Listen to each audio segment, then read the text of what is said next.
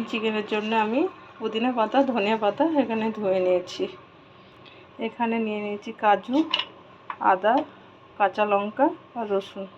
এখানে নিয়েছি 800 গ্রাম মতন চিকেন। এখানে দিয়ে দিচ্ছি গোলমরিচের গুঁড়ো। এখন আমি দিচ্ছি পরিমাণ মতন নুন, দিয়ে দিচ্ছি দই, এখন দিয়ে দিচ্ছি নেবু। এটা এবার ভালো করে নাড়িয়ে চাড়িয়ে ম্যারিনেট করতে রেখে দিচ্ছি 10 মিনিটের মতন। এখন আমি দিয়ে দিচ্ছি কাজু, কাঁচা লঙ্কা, রসুন, আদা বাটা সবগুলোকে বেটে নিয়েছি, ওগুলো দিয়ে দিচ্ছি। এখন দিয়ে দিচ্ছি পুদিনা, ধনে পাতা দিয়ে ভালো করে ম্যারিনেট করে নেব। ওগুলো ম্যারিনেট করা হয়ে গেছে, আবার আমি 10 মিনিট ঢেকে রাখছি, অন্য উপকরণগুলো করে নিই। কড়াই গরম হয়ে গেছে, আমি দিয়ে দিচ্ছি বাটার।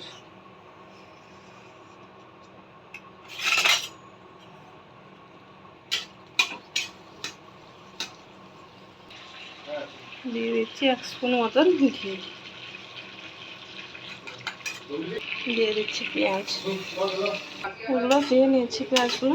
এবার দিয়ে দেবো একটা শুকনো লঙ্কা ফ্লেভারের জন্য, দিয়ে দিচ্ছি 2টো শুকনো লঙ্কা ফ্লেভারের জন্য। পেঁয়াজগুলো ব্রাউন করে নেবো আমি। এখন আমি দিয়ে দিচ্ছি অল্প একটু কারি পাতা। কারি পাতাটা দিলে পরে অনেক সুন্দর টেস্ট হয় আর গন্ধটাও অনেক সুন্দর হবে। কখনো মন চাইলে চিকেন না খেতে, চিকেন খেতে ভালো লাগবে, এভাবে রান্না করলে অনেক সুন্দর মাংস ভালো লাগে খেতে।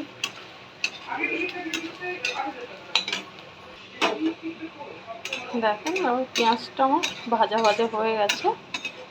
এখন আমি দিয়ে দেব চিকেন, ম্যারিনেট করে চিকেন রেখেছিলাম, সেটা আমি এখন ঢেলে দিচ্ছি।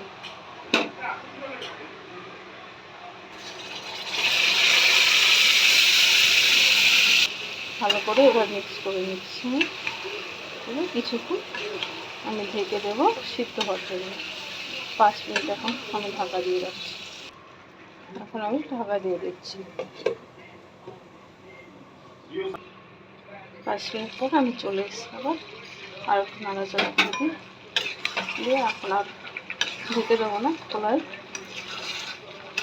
থাকবে।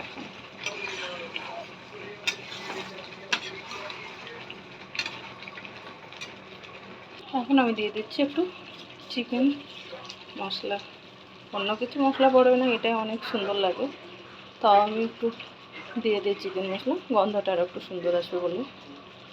দেখেন চিকেনে আমার তেল ছেড়ে দিয়েছে, কত সুন্দর কালার হয়ে গেছে গ্রিন চিকেন। ঘরোয়া রেসিপি, খুব শর্টকাটে হয়, এমন কিছু লাগে না, কিন্তু খেতে অনেক সুস্বাদু।